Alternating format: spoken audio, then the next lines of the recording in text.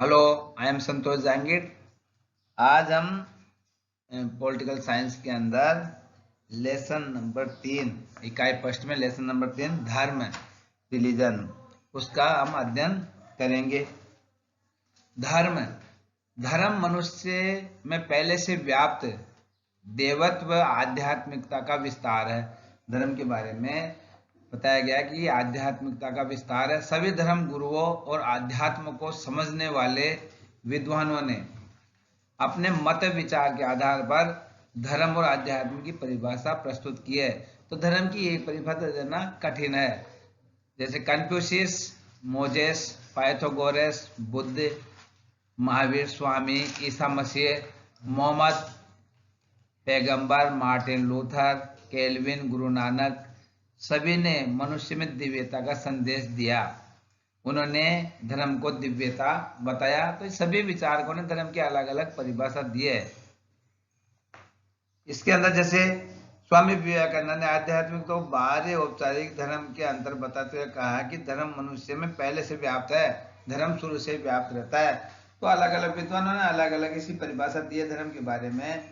तो धर्म हर जैसे हर महापुरुष ने धर्म के बारे में अलग अलग जानकारी दी है। तो हम इस धर्म के बारे में, इसकी व्यापकता के बारे में हम जो विद्वानों के आपको मैंने बताया, कन्फ्यूशियस, मोजेस, जो विद्वान है, इन्होंने धर्म की बहुत सारी अलग अलग बातें बताई है।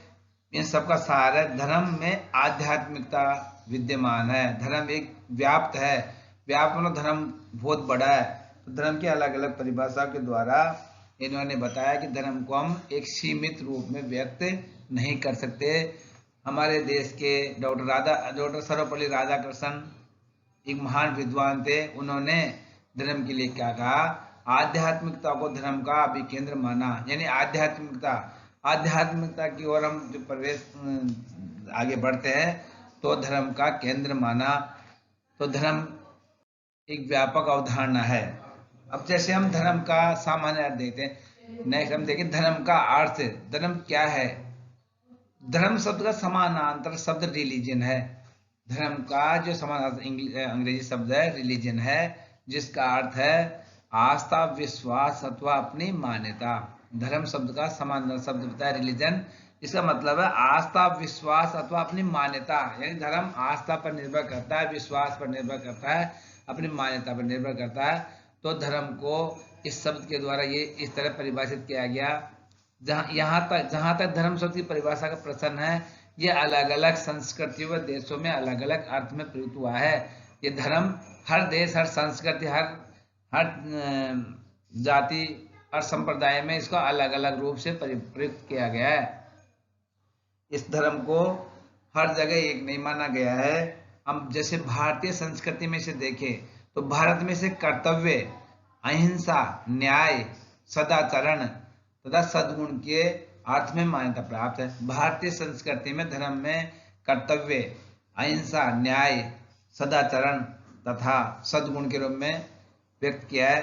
धर्म के द्वारा व्यक्ति नैतिकता से जुड़ता है। धर्म के द्वारा ही व्यक्ति में नैतिकता आती है। वो ईश्वर से डर के ही अच्छे कार्य करता है। ईश्वर में विश्वास करके वो कभी भी हिंसा, झूठ, ये जो भी बुराइयां है, लोभ, इनसे बच के रहता है। तो जब धर्म का पालन करेगा तो नैतिक व्यक्ति कहलाएगा। धर्म उन्नति और कल्याण में भी साधक है। अगर व्यक्ति धार्मिक है, अगर व्यक्ति में धार्मिकता है तो वो उन्नति और कल्याण की ओर बढ़ता जाएगा। तो धर्म उन्नति और कल्याण में साधक होता है। एक धार्मिक व्यक्ति हमेशा बुराइयों से बच के रहेगा, अच्छाइयों को अपनाएगा, बुराइयों से वो बच के रहेगा। तो धर्म की हम परिभाषा अलग अलग बताई गई है। तो जैसे रिलीजन शब्द, इसका जब अर्थ हम जैसे अर्थ लिखेंगे तो धर्म शब्द का समानांतर शब्द क्या है? रिलीजन। ये तो इसमें बताया गया। अगर हम देखते हैं ना अपने धर्म में, हम हिंदू धर्म में इसके संस्कार शब्द में ये बताया गया कि धृ धातु से धर्म बना है। इसका मतलब होता है धारण करना। हिंदू धर्म में संस्कृत के अंदर जो शब्द है धृ धातु, उससे धृ धातु से जब ये धर्म शब्द का उदय होता है, उसका मतलब होता है धारण करना। तो धर्म को हम आस्था का विषय मानते, धारण करना। ये इसकी अलग अलग परिभाषा है। संकीर्ण अर्थों में धर्म में क्या बताया? देखो संकीर्ण अर्थ क्या होता है बेटा, इसका व्यापक अर्थ संकीर्ण अर्थ में जैसे तिलक, चोटी, दाढ़ी, टोपी, गड़ा, ताबीज, ये जैसे कोई किसी तरह में लोग टोपी लगाते हैं, किसी तरह में लोग पगड़ी बांधते हैं, किसी तरह में लोग क्या करते हैं, तिलक लगाते हैं। तो ये क्या है, धर्म की एक अलग अलग इसकी अलग अलग परिभाषा है, अलग अलग रूप है इसके, इसकी पद्धति अलग अलग है। जैसे हिंदू धर्म तिलक लगाते हैं और दाढ़ी रखना, सिख धर्म के अंदर पगड़ी बांधते हैं, और क्या ईसाई धर्म के अंदर लोग वो ईसा मसीह का वो निशान होता है उसको रखते हैं। ये सब चीजें क्या अलग अलग है। तो धर्म की ये व्यापकता, धर्म एक सुनिश्चित कर्म, और वास्तव में हम देखा जाए धर्म के द्वारा व्यक्ति सुनिश्चित कर्म करता है। सुनिश्चित कर्म जानते हो बेटा, जैसे हर व्यक्ति का एक निश्चित कर्म होता है, उसको समय के अनुसार उनका पालन करना चाहिए। जैसे सबसे पहले बच्चा जब स्कूल जाता है तो बच्चे का कर्म होता है शिक्षा प्राप्त करना। जब तक वो शिक्षा प्राप्त करता है उसका जो सुनिश्चित कर्म क्या है, शिक्षा प्राप्त करना। शिक्षा प्राप्त करने के बाद में जब वो युवावस्था में प्रवेश करने के बाद में जब वो उसकी जिम्मेदारी बढ़ती है तो उसको क्या करना पड़ेगा, आर्थिक प्रगति करनी पड़ेगी, उसको समाज से जुड़ना पड़ेगा, वो सामाजिक प्राणी बन जाएगा, तो उसको वो कर्म करना है। तो सब एक कर्म किसके द्वारा निश्चित होते हैं, धर्म के द्वारा। तो ये धर्म के एक क्या नाम से एक वो है, जैसे ये टोपी लगाना, ये धर्म के क्या नाम से एक प्रतीक बताए गए। इनको धर्म के प्रतीक जानते हो बेटा। जैसे हम जानते हैं कि जैसे किसी टोपी लगा के कोई है, मतलब जैसे तो उसका मतलब ये मुसलमान है। जैसे कोई सिख पगड़ी बांध के कोई रह रहा है, दाढ़ी बढ़ाते, इसका मतलब वो सिख है, उसकी पहचान है, ये उसका क्या है, प्रतीक है। तो इस धर्म को हम एक तरीके से अलग अलग रूपों में व्यक्त कर सकते हैं। तो धर्म की जो परिभाषा हम देखेंगे, अर्थ लिखेंगे तो कैसे लिखेंगे, धर्म शब्द का समानार्थक शब्द रिलीजन है, जिसका मतलब आस्था। और धर्म संस्कृत के धर्म धातु से बना है, इसको भी आप ध्यान रखना, इसकी ये परिभाषा भी लगेगी इसमें। धर्म संस्कृत धर्म धातु से बना है, जिसका मतलब है धारण करना। तो धर्म का अर्थ है रिलीजन, ये तो आगे इंग्लिश शब्द के द्वारा, यानी आस्था, विश्वास, और दृढ़ धातु से मतलब सद्धर्म का अर्थ धारण करना। किसी भी विचार या नियम को हम धारण करेंगे तो वो धर्म कहलाएगा। नेक्स्ट देखेंगे बेटा इसमें आगे, धर्म और धर्मनिरपेक्षता क्या होती है। धर्म और धर्मनिरपेक्षता, हम हमारे संविधान में धर्मनिरपेक्षता को अपनाया गया है, आप सभी जानते हो इस चीज को। मैं आपको बताऊं धर्मनिरपेक्षता का मतलब क्या होता है, कि सभी धर्मों को समान मानना, वो बात आप सभी जानते हो। हमारा देश एक धर्मनिरपेक्ष देश है। अब इसमें क्या बताया गया है, धर्म और धर्मनिरपेक्षता क्या होती है, यानी किसी देश में बहुत सारे धर्म के लोग रहते हैं, अगर वो धर्मनिरपेक्ष नहीं होगा तो क्या हो जाएगा, उन आपस में उनमें झगड़ा हो जाएगा, सांप्रदायिक दंगे हो जाएंगे। तो हमारे देश इसमें क्या बताया गया है, देखो इसमें समझने की बात है।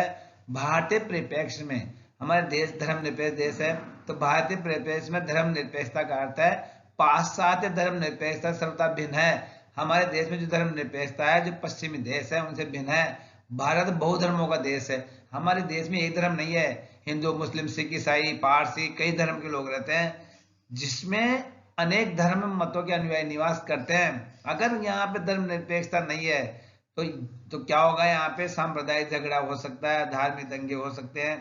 तो हमारे देश का जो धर्मनिरपेक्षता व्यापक है बेटा, इसमें क्या बताया गया, हमारे देश में आपको मैंने पहले पढ़ाया था, भी बताया था, जिससे मेरे बच्चे जो मेरे पास पढ़े हैं उनको मैंने बता चुका हूँ उनको, कि हमारे देश में धर्मनिरपेक्षता का मतलब क्या होता है, कि हमारे देश में सभी धर्म के लोगों को बराबर महत्व दिया जाता है।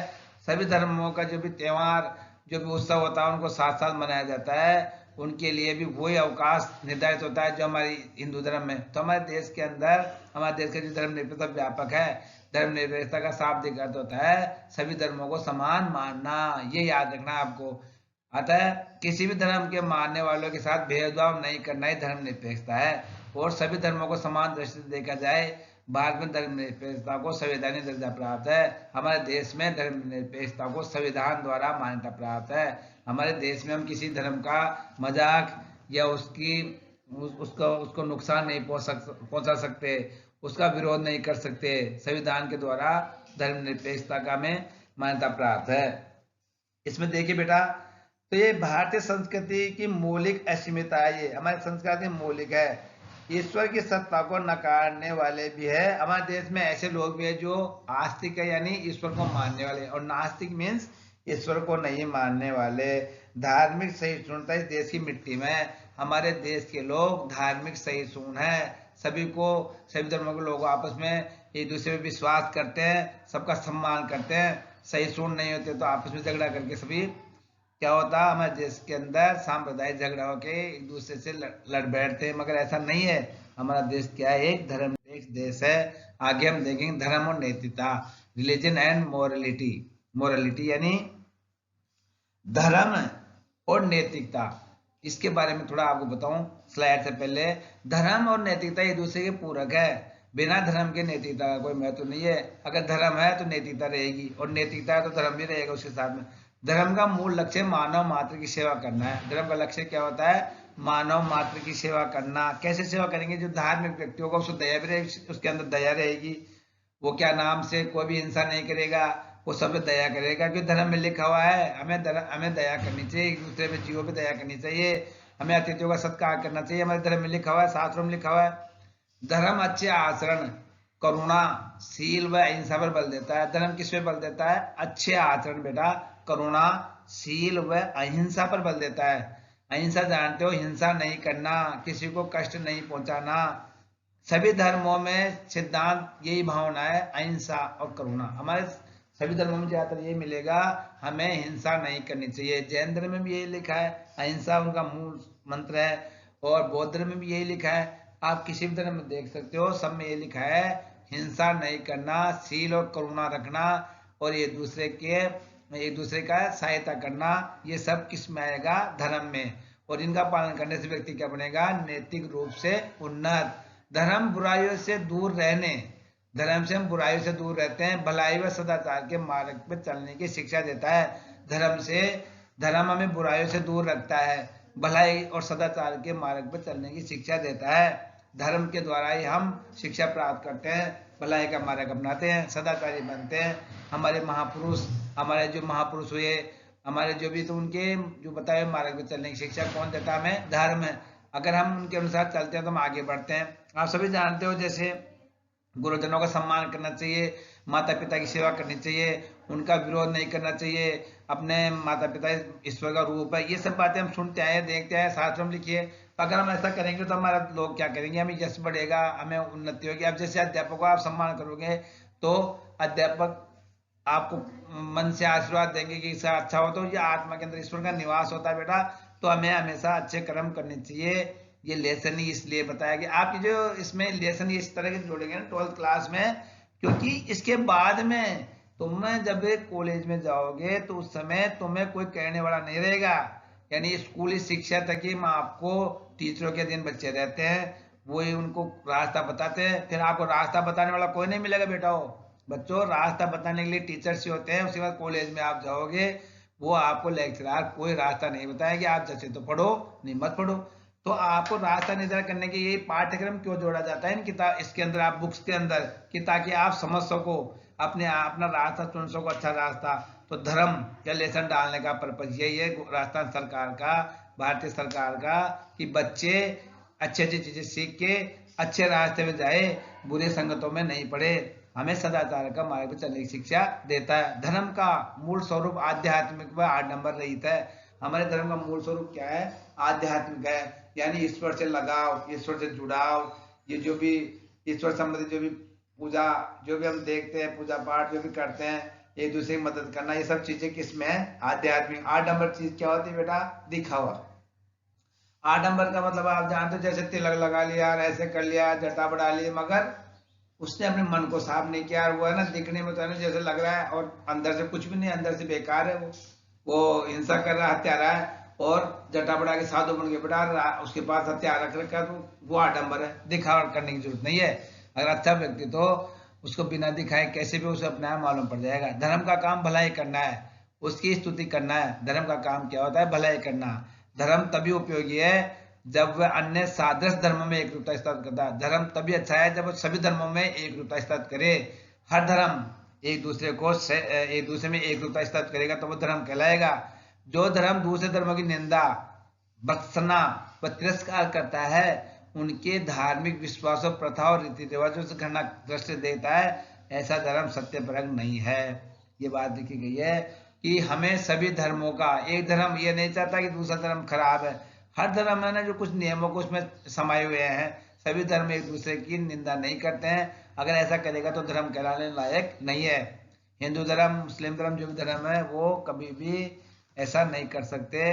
तो वो सब एक दूसरे की क्या करते हैं, निंदा नहीं करते हैं, तिरस्कार नहीं करते हैं, उनकी रीति रिवाजों का हम सम्मान करते हैं, सभी करते हैं, धर्म में भी ऐसा लिखा है। तो इस बातों से हम क्या होता है, धर्म भी सत्य प्रयोग व सार्वभौमिक नहीं रहेगा जब हम ऐसा नहीं करेंगे। धार्मिक मान्यताओं और आस्थाओं का किसी प्रयोगशाला में परीक्षण संभव नहीं है। हमारे अंदर जो धार्मिक मान्यताएं, परंपराएं जो भी है उनका हम परीक्षण नहीं कर सकते बेटा। धार्मिक मान्यताओं का इनका हम किसी भी प्रयोगशाला में कहीं भी परीक्षण नहीं कर सकते भाई ये कैसी है। वही धर्म श्रेष्ठ है जो नैतिकता के पैमाने पर खड़े उतरते हैं। अच्छा धर्म वही है जो नैतिक है, नैतिकता के पैमाने पर खड़ा उतरता है, मानव मात्र कल्याण में प्रयास रहता है, वही धर्म सबसे अच्छा है। अलग अलग देशों में मान्यताएं व आस्थाएं भिन्न भिन्न हो सकती है, परंतु सत्य व नैतिकता को देश काल की परिधि में नहीं बांटा जा सकता। सभी देशों में मान्यताएं अलग अलग है, मगर सत्य और नैतिकता तो एक ही है, हम उसको अलग नहीं कर सकते। सभी धर्मों में लिखा हुआ है हमें अपने बुजुर्गों, माता पिता की सेवा करनी चाहिए, उनका दिल नहीं दुखाना चाहिए, सभी धर्मों में लिखा है। अपने हिंदू धर्म में नहीं है, मुस्लिम धर्म में, ईसाई धर्म, सिख धर्म, सब में ये बात लिखी हुई है। तो इसको हम परिधि में नहीं बांट सकते। धर्म एक व्यापक अवधारणा है, तो धर्म और नैतिकता एक दूसरे से जुड़ी हुई है। अगर व्यक्ति धार्मिक है तो नैतिक व्यक्ति भी है, नैतिकता है तो उसमें धार्मिकता भी है। बिना व्यक्ति धर्म के नैतिक व्यक्ति कभी नहीं बन सकता। अगर उसमें नैतिकता, ईश्वर को नहीं मानता, नैतिकता नहीं है, कभी भी वो धार्मिक व्यक्ति नहीं बन सकता है। तो नैतिकता भी बहुत जरूरी है। इसके अलावा हम देखते हैं जैसे अपने धर्म के अंदर क्या क्या बताया गया है। सभी धर्मों के समान मूल्य, विश्व में श्रेष्ठ राज्य की स्थापना संभव है। अभी सभी धर्मों का, इसमें क्या, सभी धर्मों की अच्छी अच्छी बातों को हम शामिल करके अपनाएंगे सभी लोग, तो क्या होगा, एक विश्व में क्या होगा, श्रेष्ठ राज्य, एक श्रेष्ठ विश्व बनेगा। ये सांप्रदायिक दंगे झगड़े कुछ नहीं होगा, ये जो भी आप देख रहे हैं वो सब खत्म हो जाएंगे। तो इसमें यही बताया गया है, रीति रिवाजों की घृणा की दृष्टि से नहीं देखना है, सभी को हमको महत्व देना है और सबको सम्मान देना है, क्योंकि धर्म एक प्रासंगिक और वास्तविक सच्चाई है।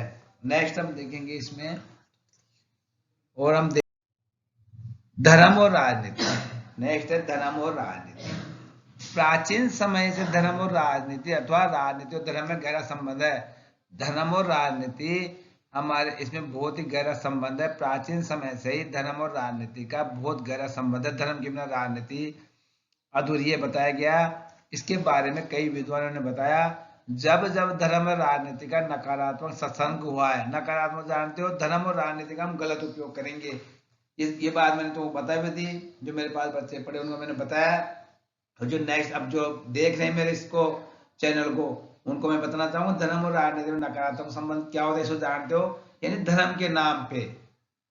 जैसे एक उदाहरण देना चाहूंगा, जैसे किसी निकाय या किसी संस्था के चुनाव में, वहां पे एक धर्म विशेष के लोग बहुत ज्यादा है और एक अल्पसंख्यक वर्ग के लोग कम है। वहां क्या है कि हमेशा क्या होता है कि जो संख्या में ज्यादा वही उनके बहुमत से विजय प्राप्त करते हैं। मगर क्या होता है, एक योग्य व्यक्ति दूसरे समुदाय से उससे निर्वाचन के लिए खड़ा हुआ, करने के लिए प्रतिद्वंदी खड़ा हो जाता है, वो समझदार है, और एक व्यक्ति जनसंख्या ज्यादा वहां से संगठन संबंधित है।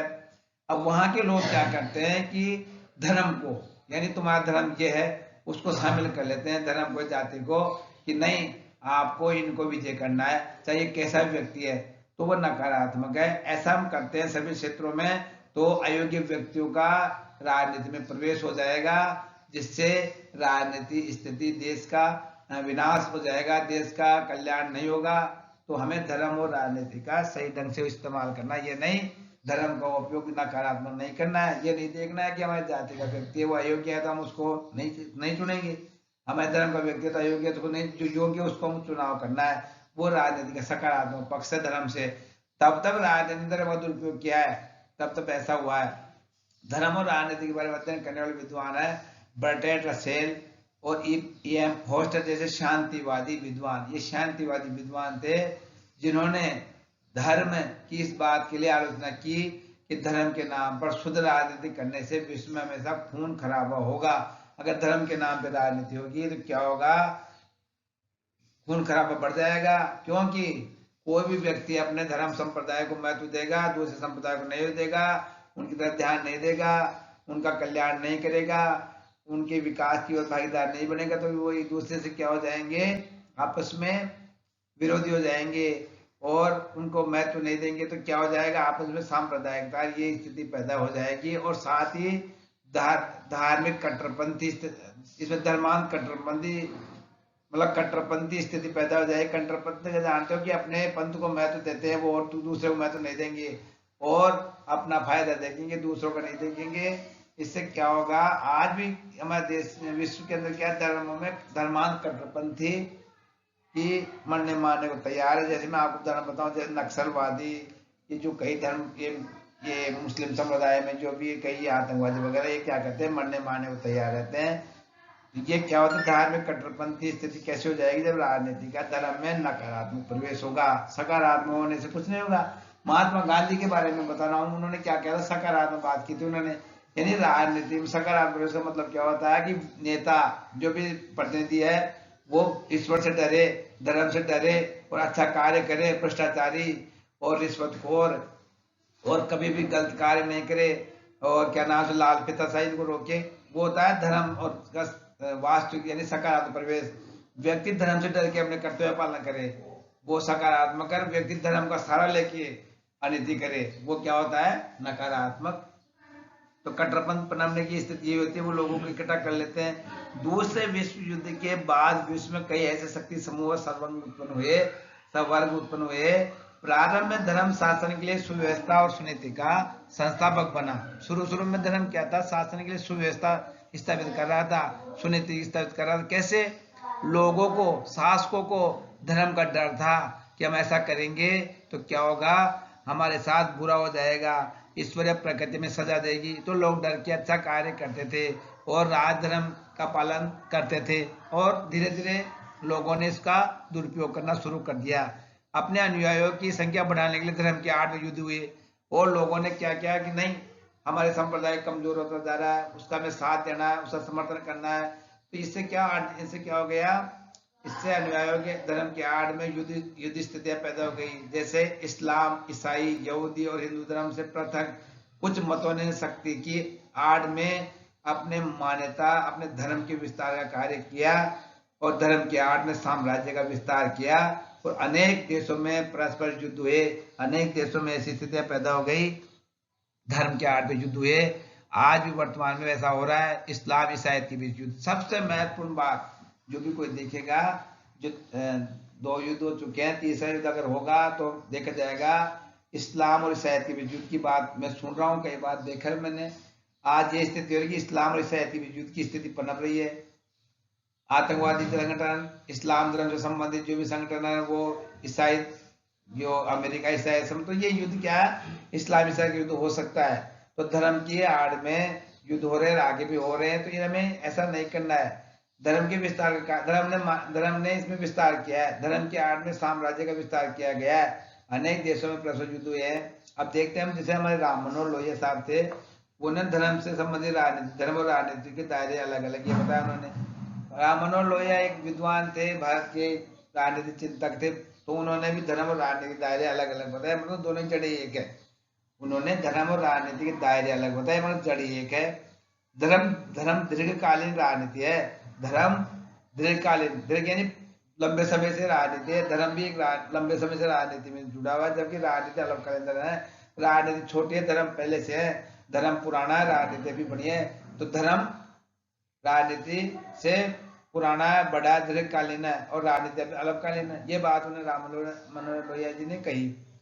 धर्म का काम भलाई करना है, उसकी स्तुति करना। धर्म का कार्य क्या होता है, भलाई करना, उसकी स्तुति करना। जबकि राजनीति का कार्य बुराई से लड़ना है। राजनीति क्या करती है, बुराई से लड़ने का कार्य करेगी, बुराई की निंदा करना है। समस्या तब उत्पन्न होती है जब राजनीति बुराई से लड़ने के स्थान पर केवल निंदा करती है। अब देखो भाई, धर्म का काम भलाई करता है, तो राजनीति का अगर हम धर्म को अपनाएंगे तो हम भी भलाई करके पड़ जाएगी, और बुराई से लड़ेंगे ना, तब धर्म और राजनीति समान कार्य करेगी। बुराई की निंदा करेगी, धर्म और राजनीति का समान साथ है। समस्या तब उत्पन्न जब राजनीति बुराई से लड़ने के लिए केवल निंदा करती है, कुछ नहीं करती, वह कलह हो जाती है।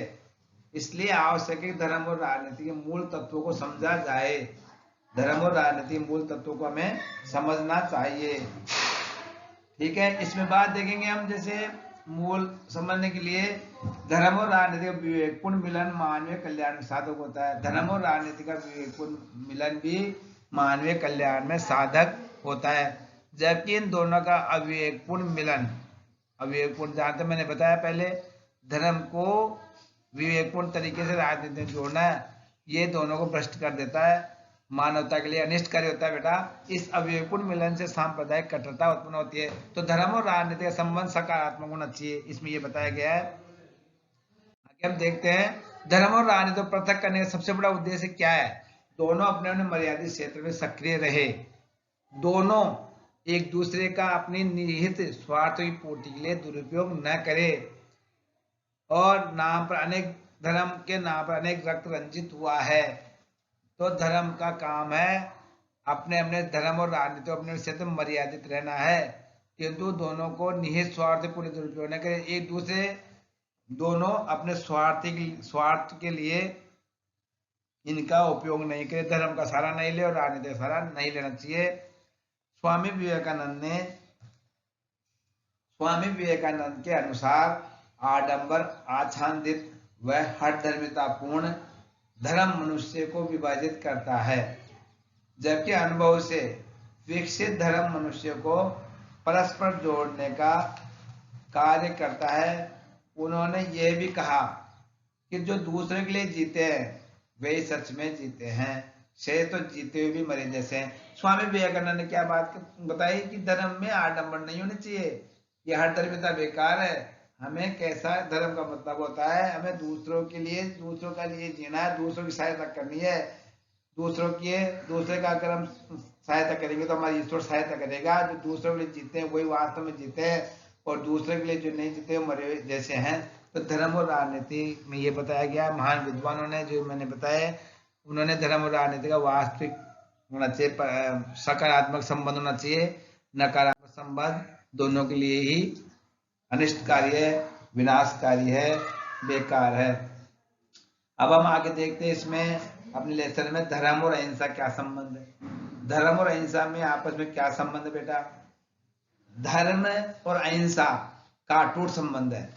अहिंसा और धर्म दोनों के आधार तत्व है। अहिंसा और धर्म दोनों के आधार तत्व है क्षमा, दया, करुणा, सत्य, कर्तव्य निष्ठा और ईमानदारी। अहिंसा और धर्म दोनों के आधार तत्व क्या है। समा, धर्म में भी समा शामिल है, अहिंसा में भी समा शामिल है। धर्म और दया धर्म में भी शामिल है, अहिंसा में शामिल है। अगर हम दया नहीं करें तो हिंसा करेंगे, और धर्म में भी करुणा शामिल है और अहिंसा में भी करुणा शामिल है। अगर करुणा नहीं तो हम करुणा नहीं रहेगी तो हम अहिंसावादी कैसे बनेंगे, हम तो हिंसा करेंगे। अगर दया नहीं, करुणा नहीं। सत्य, अगर हम सत्य को शामिल नहीं करेंगे तो धर्म का पालन नहीं करेंगे। अगर हम सत्य बोलेंगे तो धर्म के साथ जुड़ा हुआ है। अहिंसा यानी सत्य है तो अहिंसा है। अहिंसा पालन वही कर सकता जो सत्य बोलता है। सत्य और अहिंसा एक दूसरे के बिना अधूरी है।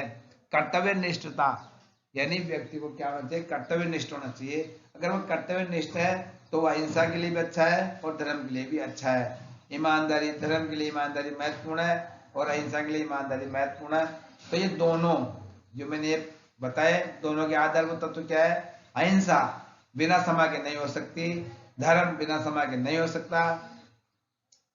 करुणा, अहिंसा बिना करुणा के नहीं हो सकती, धर्म बिना करुणा के नहीं रह सकता, और सत्य और अहिंसा सत्य के बिना संभव नहीं है और धर्म सत्य के बिना संभव नहीं है।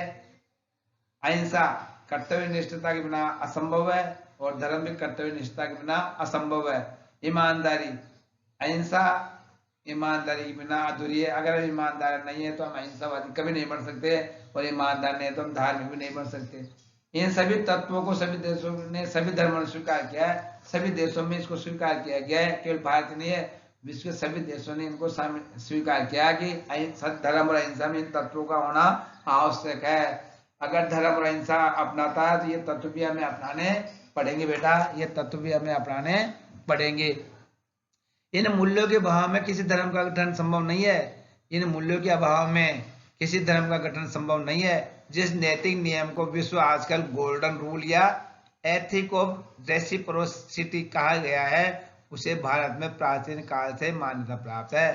सनातन धर्म में इसे धर्म सर्वसंभव धर्म का सब कुछ कहा गया है। आज जो नैतिक नियम है, जिसे हम क्या बोलते हैं, नैतिक नियम को गोल्डन रूल। विश्व में आज ये नियम बना है गोल्डन रूल या एथिक रेसिप्रोसिटी। ये तो आज बात भारत में प्राचीन काल से ये चल रही थी बात। भारत में प्राचीन काल से इस चीज को क्या नाम जाना जाता था, इसका अंडरलाइन कर लेना आप, सनातन धर्म लिख लेना आप। जो गोल्डन रूल्स मानते हैं आज ब्रिटिश, जो विदेशों में हम गोल्डन रूल, देश विश्व में गोल्डन रूल का बात कर रहे हैं, उसका हमारे देश में क्या कहा जाता था, उसको सनातन धर्म, एथिक ऑफ रेसिप्रोसिटी, इसको विश्व में ये कहा गया। तो भारत में इसे क्या कहा गया था, सनातन धर्म। इसे हमको याद करें। धर्म सब कुछ है, इसका मतलब होता है धर्म ही सब कुछ है।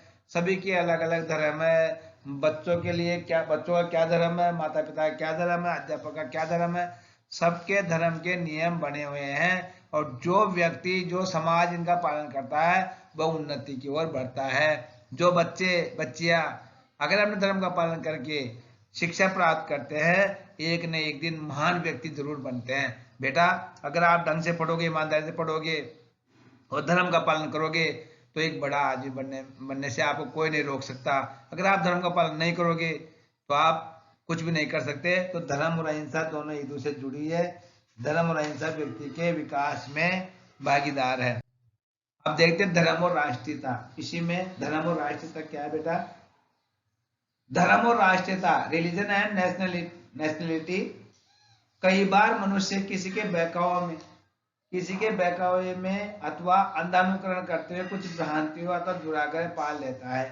कई बार मनुष्य क्या करता है, किसी के बहकावे में आ गया और अंधानुकरण करके कुछ भ्रांतियां, यानी अंधा हो जाता है, बहकावे में आने से अंधा हो जाता है और कुछ भ्रांतियां पाल लेता है और दुराग्रह पाल लेता है। चाहे वो गलती हो, किसी ने बहका दिया किसी व्यक्ति को, भाई ऐसा है, ये करना, ये ऐसा करने से ये होगा, चाहे वो गलती है, तो व्यक्ति बहकावे में आके कुछ गलत करने लग जाता है और खुश हो जाता है। जिसका एक उदाहरण है, जैसे कई बार क्या युवा पीढ़ी क्या करती है, बहकावे में आके ड्रग्स का सहारा ले लेना। जैसे कई बार क्या होता है, तनाव बढ़ गया बहुत ज्यादा, आपको ऐसा नहीं करना, तनाव बढ़ जाता है कि हमें क्या करना, मैं तो बहुत टेंशन में हो गया, डिप्रेशन में हो गया, मैं कैसे करूं, मैं अपने आप को कैसे कंट्रोल करूं, मेरे पे घर वाले दबाव डालते हैं, टीचर दबाव डालते हैं, मैं ऐसे हो गया, मेरे को कोई अच्छा नहीं मानता। तो वो क्या करता है, इस टेंशन से दिमाग को अलग करने के लिए क्या, दूसरे के बहकावे में आके ड्रग्स का सहारा ले लेता है। ड्रग्स का सहारा लेने से दुराग्रह पा लेता है कि नहीं मैं तो अकेला रहूंगा, और वो एकांत चला जाता है। तो इससे क्या हो जाता है, देश का भी नुकसान हो जाएगा। धर्म और राष्ट्र से जुड़े ना बात, इसलिए हमें दुराग्रह पा लेता है। हम चाहे किसी भी धर्म का अनुयायी हो, हम चाहे किसी भी धर्म के अनुयायी है, तो कोई धर्म ये नहीं कहता है कि हमें पथभ्रष्ट होना है, कोई सा धर्म ये नहीं कहता है कि हमें बुरे काम करना है। सभी धर्म अच्छे के लिए, सभी धर्म में ये लिखा है कि हम अच्छा आदमी बनना है, अच्छा करना है। सभी धर्म में लिखा है कि शिक्षा प्राप्त करने का एक समय होता है, वो करना है। ये नहीं किस धर्म में ये लिखा है शिक्षा प्राप्त करना है कोई मतलब गलत समय, तो वो सब फिक्स है। राष्ट्र हम सबके लिए सर्वोपरि है। सबसे पहले हम क्या देखना, हम देश का कल्याण करना, देश का सोचना है। देश सबसे महत्वपूर्ण है। अगर व्यक्ति किसी देश में रह रहा है तो देश के लिए वो अपना सब कुछ बलिदान कर दे तो भी कम है, क्योंकि देश सर्वोपरि है। हमारी कोई मत, भाषा, मान्यता और धर्म राष्ट्र के ऊपर नहीं हो सकता। हमारा धर्म, हमारी भाषा, हमारी मान्यता कभी भी देश से ऊंचा नहीं हो सकता, क्योंकि हम उस देश में रह रहे हैं। अगर कोई देश, कोई मत ये कहता है कि या देश के अंदर झगड़े होने चाहिए, लड़ाई झगड़ा जो भी कुछ है, देश को तोड़ने की बात करता, तो वो बेकार है। हमें अपने राष्ट्र का महत्व देना है। आज हम जैसे हमारे देश में अल्पसंख्यक कई लोग कुछ रह रहे हैं, तो क्या होता है, ये नहीं सोचे कि हम कम है संख्या में। आपको अपने देश का महत्व देना है, दूसरे देश का नहीं, अपने देश को राष्ट्र को ऊपर उठाना है। ये होता है राष्ट्रीयता। ये धर्म जो राष्ट्रीयता, राष्ट्रीय धर्म है ना, जो मानवीय धर्म से श्रेष्ठ है, मानव धर्म से ऊपर है, राष्ट्र धर्म सर्वोपरि है। एक व्यक्ति अपने धर्म का पालन करे तो उसकी जब रास्ते में दो राय खड़े, तो राष्ट्र धर्म का पालन करे या खुद के धर्म का, तो हमें राष्ट्र धर्म का ज्यादा ध्यान देना है कि राष्ट्र धर्म सर्वोपरि है। राष्ट्र की सुरक्षा, राष्ट्र का विकास, ये हमें जज्बा, ये हमें भावना होनी चाहिए। इसकी एकता और उन्नति में सबका हित है। अगर ये एक रहेगा रहे देश में, तो कभी भी कोई दूसरा आक्रमण नहीं कर सकता। ये अगर राष्ट्र की उन्नति होगी तो हम सबकी उन्नति होगी। हम राष्ट्र में रहते हैं तो राष्ट्रीय धर्म सर्वोपरि है।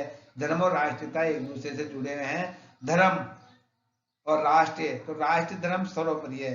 तो राष्ट्रीयता की भावना सभी नागरिकों में होना बहुत ही आवश्यक है। ये बताया गया इसमें राष्ट्रीयता की भावना होना बहुत ही आवश्यक है। नेक्स्ट इसमें हम देखते हैं भारतीय संस्कृति में धर्म की संकल्पना। अब जो भारतीय संस्कृति है उसमें धर्म की क्या संकल्पना, क्या बातें बताई गई, concept of religion in Indian culture.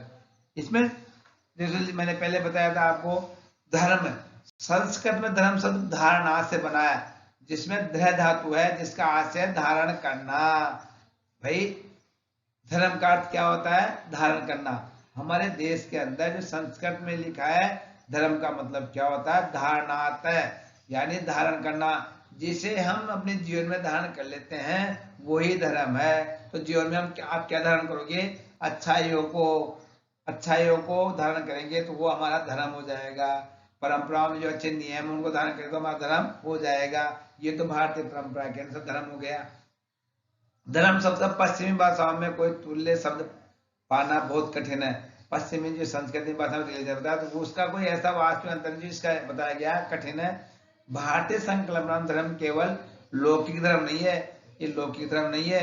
भारतीय संदर्भ धर्म के विभिन्न अर्थ है। हमारे देश में जो धर्म है ना वो लौकिक नहीं है, लोगों के लिए नहीं है, वो आंतरिक है। इसके बहुत सारे अर्थ है। हमारे धर्म में क्या क्या शामिल है? जो हमारा हिंदू धर्म है, भारतीय संदर्भ हिंदू धर्म है, उसमें क्या क्या चीजें शामिल है आपको मालूम है? मैं बता रहा हूँ आपको। कर्तव्य, अहिंसा, न्याय, सदाचरण, सद्गुण। जो मैं बोल रहा हूँ ये जो 5 गुण बताए मैंने, ये हमारे धर्म में शामिल है। पहला कर्तव्य, हर व्यक्ति को अपने कर्तव्य का पालन करना चाहिए। अहिंसा, हिंसा नहीं करना, सब पे दया रखना, ये हमारे धर्म की संकल्पना है। तीसरा है न्याय, हमें न्याय का पालन करना चाहिए।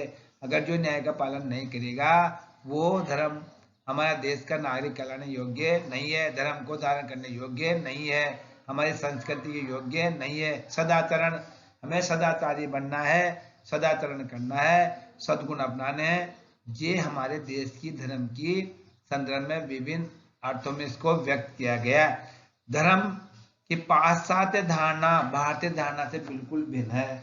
धर्म की पाश्चात्य धारणा भारतीय धर्म से बिल्कुल ही भिन्न है। कैसे भिन्न है बेटा? देखो इसमें क्या बताया गया है। धर्म के बारे में सामान्य रूप से कहा गया कि ये जीवन जीने का रास्ता बताता है। उन्होंने इतनी सी बात कही कि धर्म के द्वारा हम जीवन जीने का रास्ता बताता है। एक संकीर्ण बात बताई। संस्कृति और दर्शन की प्रमुख संकल्प एक सत्य विप्रा बहुधा वदंती ऋग्वेद में कहा है। उन्होंने तो एक सीमित अवधारणा बताई, पाश्चात्य विचार को जीवन जी लो वही धर्म है। मगर सिर्फ वास्तव मैंने बताया इतने नियमों का पालन करेगा तभी वो धार्मिक व्यक्ति कहलाएगा। सत्य, अहिंसा, नीति, न्याय इनका पालन करने वाला व्यक्ति माना जाएगा धार्मिक व्यक्ति है।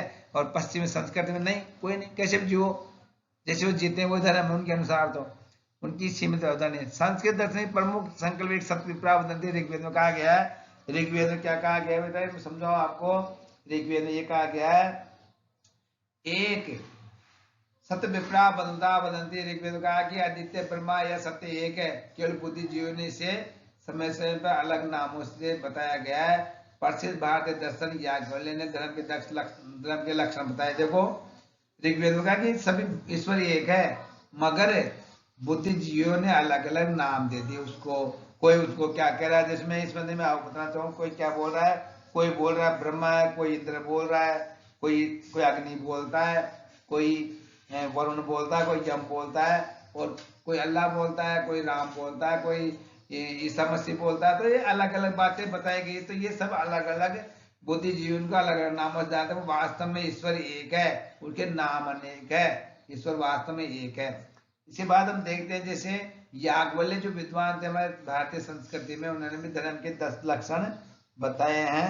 वो लक्षण कौन कौन से पहले हम देखते हैं। अहिंसा, सत्यमेव, शौच इंद्रिय निग्रहदानम, दमोदया, शांति, सर्वेशा धर्म साधनम। अहिंसा, सत्य, चोरी न करना, असत्य, शौच, स्वच्छता, इंद्रिय निग्रह, इंद्रियों को वश में रखना, दान, संयम, दम, दया, शांति, ये 10 इन्होंने 10 जो नियम बताए वो धर्म में शामिल है। अहिंसा, अभी मैंने पहले बता दी ये बात तो आपको, यानी अहिंसा, कभी भी हिंसा नहीं करना भी धर्म में शामिल है। चोरी नहीं करना ये भी इसमें शामिल है। असत्य, दूसरी चीज स्वीकार नहीं करना। सोच स्वच्छ रहना, इंद्रियों को बस में रखना, ये सब किस में शामिल है? धर्म के अंदर। तो याज्ञवल्क्य ने धर्म के लक्षण बताए, ये चीजें तो धर्म है। मनुस्मृति, ये प्राचीन ग्रंथ भारतीय धर्म का, उसने भी ये लक्षण बताए थे धर्म के। वो जो लक्षण है वो 10 ये बताए, जो मैं आपको बता रहा हूं। उन्होंने क्या बताया बेटा? 10 लक्षण बताए उन्होंने। देखो, ते समादमास्तेव सोच इंद्रिय निग्रह, इस श्लोक में लिखा गया है। दिया सत्व कर्मोदार दशकम धर्म लक्षणम। धैर्य, समा, संचय व चोरी न करना, सोच स्वच्छता, इंद्रियों को बच में रखना, बुद्धि, विद्यता, सत्य और क्रोध न करने, धर्म के 10 लक्षण है। धैर्य, हमें धैर्य रखना चाहिए। संचय व चोरी न करना, सोच स्वच्छता, इंद्रियों को बच में रखना, बुद्धि, विद्या, सत्य और क्रोध न करना, ये धर्म के 10 लक्षण है। ये धर्म के 10 लक्षण बताए गए। ये भी हमारे धर्म, ये भी हमारी संस्कृति के बारे में, धर्म के बारे में बताया गया है इनमें भी। वैसे आपको इसमें और बताना चाहूंगा, तो इस प्रकार सभी शास्त्र और मूल्य केवल भारत में उत्पन्न धर्म में परिलक्षित होते हैं। ये सब मूल्य भारतीय धर्म में मिलेंगे। और जो विदेश ईसाई धर्म है, पाश्चात्य धर्म है, उनमें इन चीजों को शामिलता नहीं किया गया है। धर्म में बौद्ध धर्म व्यक्तिगत नैतिकता बल दिया गया है। अब हम देखते हैं आगे इसके धर्म की ईसाई संकल्पना। ये एक छोटी सी संकल्पना इसमें शामिल की गई है हमारे विश्लेषण में। धर्म की ईसाई, यानी ईसाई लोग धर्म को किस रूप में देखते थे, ईसाई धर्म में धर्म का क्या रूप था, किससे जुड़ा हुआ है, वो हम देखते हैं। Concept of religion in Christianity. ईसाई धर्म एकेश्वरवादी धर्म है। ईसाई धर्म क्या है? एकेश्वरवादी है। वो एक ईश्वर में विश्वास करता है। वहां मतलब जैसे अनेक नाम ने, वो एक ईश्वर में विश्वास करता है, उनका ईश्वर एक ही है, वो एक मानते हैं। अब इसमें बताया जिसकी उत्पत्ति आज से 2018 वर्ष पूर्व, यानी आज से 2018-20, यानी अब 2000 ईसा पूर्व, यानी ईसा का जन्म हुआ था उससे पूरे 2018, आज कितना समय हो गया? 2018, 2020, 18-19 वर्ष हो गए। 2019 वर्ष पूर्व की बात है, ईसा मसीह ने की थी। ईसा मसीह ने ये बताया, ईसा मसीह ने ईसाई धर्म की स्थापना की थी। याद रखना, ईसाइयों में बहुत से समुदाय है। ईसाइयों में बहुत से समुदाय है, मसलन कैथोलिक, प्रोटेस्टेंट, ऑर्थोडॉक्स, मारोनी, एवंजेलिक, ये अलग अलग संप्रदाय है इसमें। ये धर्म विश्व की जनसंख्या से सर्वाधिक अनुयायियों वाला धर्म है। ईसाई धर्म को विश्व में सबसे ज्यादा इसके अनुयायी है। ये पश्चिमी देशों में, यूरोप, कई महाद्वीपों में फैला हुआ धर्म है। ये धर्म व्यापक रूप से फैला हुआ है। इसकी स्थापना, इसकी उत्पत्ति 2018-19 वर्ष पूरी हुई है। और ईसा मसीह थे, उन्होंने इस धर्म का, ईसा मसीह से धर्म की शुरुआत हुई। इसके सिद्धांत बोलता है अहिंसा पर बल देते हैं। ईसाई धर्म भी क्या करता है? अहिंसा पर बल देते हैं। पश्चिमी ईसाई राजनीतिक विचारधारा में धर्म और राजनीति दोनों की समानांतर सत्ता को स्वीकार किया गया है। धर्म और राजनीति दोनों को क्या किया गया है? समान माना गया है। समानांतर सत्ता को इन्होंने स्वीकार किया है। तो ईसाई धर्म एक बड़ा, इसकी बहुत बड़े संप्रदाय में फैला हुआ है। नेक्स्ट हम देखेंगे इस्लाम धर्म की संकल्पना, कंसेप्ट ऑफ रिलीजन इन इस्लाम। अब इस्लाम धर्म भी एक बड़ा धर्म है। इस्लाम धर्म की शुरुआत कैसे हुई उसके बारे में हम देखते हैं। इस्लाम धर्म दुनिया के नवीनतम धर्मों में से एक है। इस्लाम धर्म नया धर्म है, ये पुराना नहीं है ज्यादा, ये नया धर्म है। इस्लाम धर्म 620 ईस्वी में, यानी 620 ईस्वी में इस्लाम धर्म का उदय माना जाता है। इसमें मैं आपको बताऊं, इसमें भी है, मैं आपको, मोहम्मद पैगंबर नाम के व्यक्ति, मोहम्मद पैगंबर ने किया था। इसकी स्थापना किसने की थी? इस्लाम धर्म की स्थापना मोहम्मद पैगंबर ने। आज दुनिया की लगभग 1.5 अरब आबादी इस्लाम के अनुयायियों की है। कैसे की थी इसके बारे में एक बड़ा इतिहास है, उसको बताने की इतनी आवश्यकता नहीं, फिर भी मैं वो मोहम्मद साहब थे, उनको ईश्वर का पैगंबर माना गया। उन्होंने लोगों को उपदेश दिया 622 में, उन्होंने कुछ शिक्षाएं दी, उन शिक्षाओं को जो अपनाने लगे वो सब क्या बन गए, इस्लाम धर्म के अनुयायी बन गए। तो आज इस्लाम धर्म के अनुयायियों की संख्या 1.5 अरब आबादी के आसपास है। दुनिया की कुल आबादी का 5वां भाग आज मुस्लिम है। भौगोलिक दृष्टि से विश्व के विभिन्न केंद्रीय भूभाग पर इस्लाम का आधिपत्य है। आज इस्लाम धर्म इतनी तेजी से बढ़ रहा है, जो विश्व के केंद्रीय भूभाग पर इसका आधिपत्य है। इस्लाम धर्म बहुत तेजी से फैलने वाला धर्म है विश्व में। इस्लाम धर्म बहुत तीव्र गति से फैला है। इस्लाम पूर्व से पश्चिम तक एक जाल की तरह फैला हुआ है, यानी पूर्व से लेके पश्चिम तक एक जाल की तरह गुथा हुआ है, जैसे पास पास ऐसे एक जाल की तरह गुथा हुआ है, जिसको हम ये भी नहीं पहचानते कहाँ तक फैला हुआ, कैसे फैला हुआ है। हर जगह इस्लाम धर्म फैल रहा है। मोरक्को से लेके मिडानाओ तक प्रसारित इस्लाम धर्म में उत्तर के उपभोक्ता देशों से लेकर दक्षिण के वंचित देशों तक शामिल है। उत्तर से लेके दक्षिण में फैला हुआ है, यानी चारों दिशाओं के बीच में ये जो धर्म है फैला हुआ है। ये अमेरिका, यूरोप, रूस को जोड़ने वाले महत्वपूर्ण सामरिक चौराहे पर स्थित है। ये अमेरिका, यूरोप, रूस, इनको जोड़ने वाला जो इनके बीच में जो क्षेत्र पड़ता है, वहां इस्लाम धर्म बहुत तेजी से फैला हुआ है, वहां इस्लाम धर्म स्थित है, वहां इस्लाम धर्म की बहुत ज्यादा विकास हुआ है। वहीं दूसरी तरफ अश्वेत अफ्रीका, भारत और चीन तक इस्लाम का बोलबाला है। अफ्रीका के अंदर, भारत के अंदर, चीन, बड़े बड़े देशों के अंदर इस्लाम धर्म बहुत तेजी से फैला है। इस्लाम किसी एक राष्ट्रीय संस्कृति और राष्ट्रीय सीमा की परिधि में बंधा हुआ धर्म नहीं है, बल्कि एक सार्वभौमिक शक्ति के रूप में पूरी दुनिया में फैला हुआ है। एक सार्वभौमिक शक्ति है, ये एक क्षेत्र में नहीं है, सब जगह फैला हुआ है, सब में एकता स्थापित कर रखी है इस धर्म ने। तो इस्लाम धर्म बहुत तेजी से फैलने वाला, बहुत तीव्र गति से फैलने वाला धर्म है, जो आज विश्व के केंद्रीय भाग से में पहुंच चुका है, जुड़ा हुआ है, सब देशों में फैल चुका है। देखते हैं आगे इसमें क्या है। इस्लाम ने अपने निरंतर विजय अभियान के माध्यम से संपूर्ण मध्य पूर्वी उत्तरी अफ्रीका विजय अभियान, इसके जो इस्लाम धर्म में जिसका विस्तार कैसे, इसके बारे में आप सबने पढ़ा भी है, पहले क्लास में पढ़ चुके हो। इस्लाम के जो आक्रमणकारी शासक थे वो इस देशों में आए, भारत में आए, महमूद गजनवी से लेके अकबर जो भी आए सारे, तैमूर वगैरह, ये सब ने क्या था, इस्लाम धर्म का विकास के बाहर से आए सब। तो ये जो आक्रमणकारी लोग थे, इन्होंने इस देश में इस धर्म को फैलाया। इस मध्य एशिया में आई, ये सिंधु घाटी क्षेत्र में इस्लाम धर्म प्रभाव पड़ गया, मेसोपोटामिया में था, वहां से आ गए। तो ये बहुत तेजी से प्राचीन काल से फैला है। ये विजय प्रक्रिया, यानी इस्लाम धर्म के लोग क्या चाहते हैं, हर क्षेत्र को जीत के अपने अधीन करके अपने धर्म का प्रचार करने का इनमें एक बहुत बड़ा जुनून है। इस जुनून के कारण ही आज इस्लाम धर्म एक छोटे से क्षेत्र में हुआ था, जो मक्का मदीना के अंदर हुआ था शुरुआत, जो आपको मैं बताना चाहूंगा। 10-15 अनुयायियों के साथ फैलता फैलता फैलता ये बहुत ज्यादा फैल गया। मोहम्मद साहब पैगंबर ने इसका क्या मानते हैं, इसे प्रादुर्भाव किया।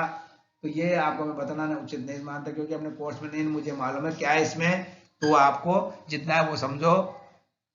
इस्लाम ने अपने निरंतर विजय अभियान के माध्यम संपूर्ण मध्य पूर्वी उत्तरी अमेरिका, अरेबियन प्रायद्वीप, ईरानी भूभाग, मध्य एशिया और सिंधु घाटी क्षेत्र में अपने प्रभाव क्षेत्र में ले लिया। ये विजय प्रक्रिया निर्बाध रूप से जारी रही और बाद में भी इस्लाम को प्राचीन मिस्र में और मेसोपोटामिया इस्लाम के महान महानगरीय केंद्र थे। मेसोपोटामिया, दजला-फरात नदी के बीच के जो क्षेत्र वहां फैला हुआ था, ये प्राचीन काल में इस्लाम धर्म को मानने वाले लोग थे। बगदाद, काहिरा, कार्डोमा, दमिश्क और समरकंद ऐसी भट्टियों में प्रेरित हो गए, जिनमें सांस्कृतिक परंपराओं की ऊर्जा को नए धर्म और राजनीति में रूपांतरित किया जाने लगा। यह सुविधाएं विरासत से प्राप्त हुई, जिनमें प्राचीन काल में भी इस्लाम धर्म था। इस्लाम धर्म एक व्यापक धर्म बनने जा रहा है। और देखिए बेटा, इस्लाम धर्म के अलावा और धर्मों का भी उदय हुआ, जैसे मैं आपको बताऊं बौद्ध धर्म, जैन धर्म। बौद्ध धर्म में तो बौद्ध धर्म ये क्या थे, इनका इतना विकास नहीं हुआ जितना इस्लाम धर्म को हुआ। इस्लाम धर्म के आध्यात्मिक, लौकिक, अलौकिक, व्यापारिक, धार्मिक, धर्म निरपेक्ष में भेद नहीं करता है। इस्लाम धर्म कभी भी आध्यात्मिक, लौकिक, अलौकिक, व्यापारिक, इन सबको धर्म निरपेक्ष मानता है। इस्लाम धर्म के लोग आपस में एक है। पश्चिमी शाही राजनीति धर्म और राजनीति में समानता सत्ता स्वीकार किया गया है। और क्या लिखा है इसमें, एक दूसरे को थवा मानते हैं, सभी धर्म के लोग जो क्षेत्र में अलग अलग, इस्लाम धर्म और राज्य संबंधी क्षेत्र एक दूसरे से आच्छादित है। तो इस्लाम धर्म की संकल्पना 622 में शुरू की गई थी। नेक्स्ट हम देखेंगे इस लेसन में निष्कर्ष कॉन्क्लूजन, यानी ये धर्म क्या, निष्कर्ष क्या है इसमें, निष्कर्ष के अंदर इस धर्म संबंधी जो बात है मैं आपको बताऊंगा शॉर्ट रूप में क्या है। धर्म, धर्म एक विश्वास एवं आस्था है। भारतीय संस्कृति एवं से इसका प्रगाढ़ संबंध है। भारतीय संस्कृति में सांस्कृतिक और सामाजिक गतिविधियों का मूलाधार धर्म ही रहा है, मूल धर्म रहा है। और प्राचीन काल से भारत के ऋषियों ने अज्ञात शक्ति को जानने की जिज्ञासा रही है और धर्म के प्रति आस्था व अनुसंधान की प्रक्रिया रही है। धर्म मानव को चिंतन, व्यवहार और कर्म को उचित और अनुचित का भेद कराने में सफल रहा है। तो धर्म क्या है कि बहुत व्यापक है, इन्होंने बहुत विकास किया। 20वीं शताब्दी के अंत में पूरे विश्व में धर्म का राजनीति में प्रयोग होने लगा है और धर्मांधता में बढ़ोतरी हुई है। कट्टरपन ने आतंकवाद जैसे दुष्प्रवृत्तियों को जन्म दिया। धर्म के द्वारा, धर्म के आड़ में आतंकवादी गतिविधियां फैल रही है और जिहाद का नारा लगा के इस्लाम धर्म के अनुयायी इसको फैला रहे। भारतीय धर्मनिरपेक्ष राष्ट्र की नींव धार्मिक सहिष्णुता, धार्मिक सद्भाव और नैतिकता पर आधारित है और हिंसा के लिए यहाँ कोई स्वीकार्य नहीं है। लेसन, ये जैसे ये लेसन है धर्म का पूरा। अब क्वेश्चन देखते हैं बेटा, इसमें महत्वपूर्ण क्वेश्चन कौन से बनते हैं। इसमें पहला क्वेश्चन बन रहा है आपको महत्वपूर्ण है, धर्म निरपेक्षता की अवधारणा स्पष्ट कीजिए। ये क्वेश्चन आपको याद करना है, जैसे लेसन याद कर लिया तो याद करना है। धर्म क्या है, धर्म और अहिंसा में क्या संबंध है। सेकंड क्वेश्चन है धर्म क्या है, धर्म और अहिंसा में क्या संबंध है। और थर्ड क्वेश्चन है जो इंपॉर्टेंट है, धर्म और राजनीति के अंतर संबंधों की व्याख्या कीजिए। इसको आपको याद करना है। धर्म और नैतिकता में क्या संबंध, इनको भी याद करना है। और आप सभी से अनुरोध है, सभी बच्चों से, पढ़ने वाले सभी 12th क्लास के राजस्थान के सभी बच्चों से, मेरे प्यारे बच्चों से अनुरोध है कि मेरे इस जानकारी स्टडी चैनल को आप सब्सक्राइब करो, ताकि आपको ज़्यादा से ज़्यादा सब्सक्राइब करें, ताकि हमें भी मनोबल बढ़े, हमारा भी कुछ आगे करने के लिए, आपके लिए अच्छे अच्छे लेसन तैयार करने के लिए, प्रोजेक्ट बनाने के लिए, ताकि आपको अच्छा हो, आपका एग्जाम में समय सफल हो। और भी इसके अलावा और भी सब्जेक्टों के लिए हम टीचर उपलब्ध करा सके, तो इस चैनल को ज़्यादा से ज़्यादा सब्सक्राइब करने का कष्ट करें। धन्यवाद, कल देखेंगे आगे।